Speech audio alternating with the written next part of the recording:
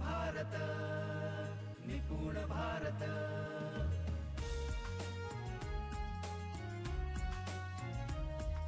निपुण भारत निपुण भारत।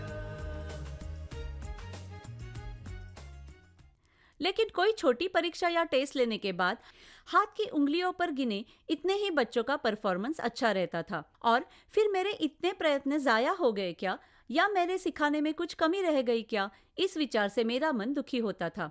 फिर से प्रयत्न, फिर से अभ्यास और कैसे अच्छी तरीके से सिखाया जाए, इस पर चिंतन। कुल मिलाकर ये सब शुरू था।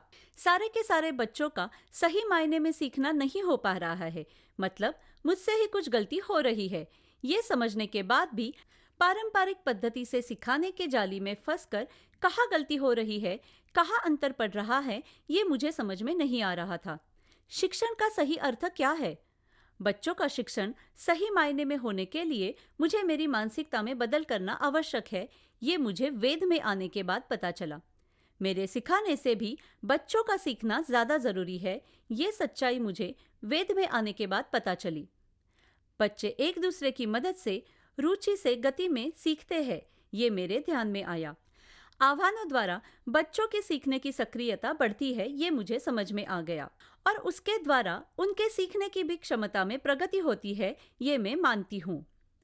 पाठ्य पुस्तकों में दी गई संकल्पना समझ लेने के साथ ही भविष्य में उपयोगी होने वाले कौशल्य 6C, इनका विकास साधना और उसके लिए 6 सीढ़ियां पूरक होने के कारण अनुभव से समझ में आ गया है।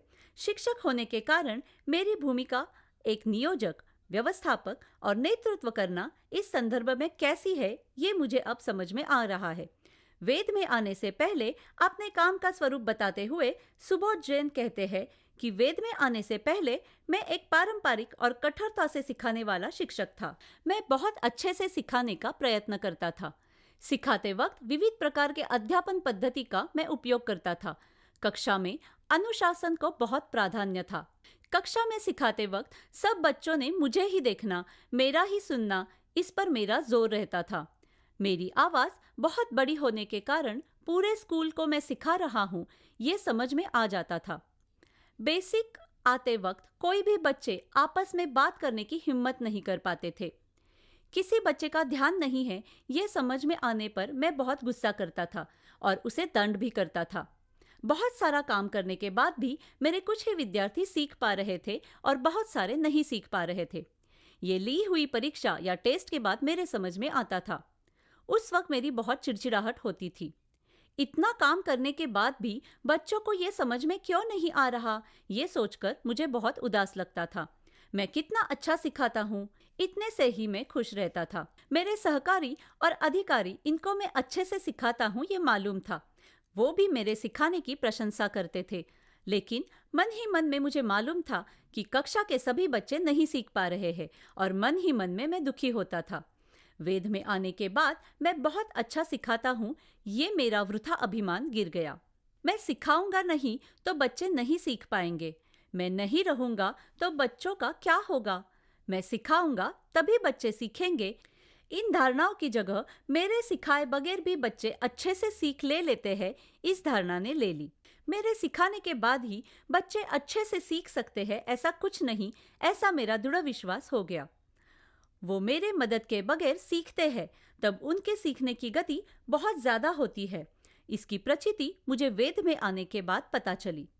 सब बच्चे सीख सकते हैं, ऐसा विश्वास मुझ में निर्माण हुआ। मैं आनंद से सिखाने के बाद जबरदस्ती एक अलग तनाव में खुद का दिमाग और विचार करने की क्षमता बंद करके मेरे सामने बैठने वाले मेरे विद्यार्थी जब खुद से सीखने लगे तो उनके चेहरे पर आनंद की अलग ही चमक मुझे दिखने लगी। विद्यार्थी को एक व्यक्ति के नाते समझने का दृष्टिकोण मुझे वेद के कारण प्राप्त हुआ। हर एक से समरस होकर बात करते हुए, उन्हें समझते हुए एक अनोखी प्यारी भावना मेरे मन में निर्माण हो गई है। वेद में आने से पहले काम का स्वरूप बताते हुए हर्षदा चौगुले बताती है कि मैं सामान्य शिक्षक की तरह बहुत मेहनत करके प्रामाणिकता से कक्षा का काम करती थी।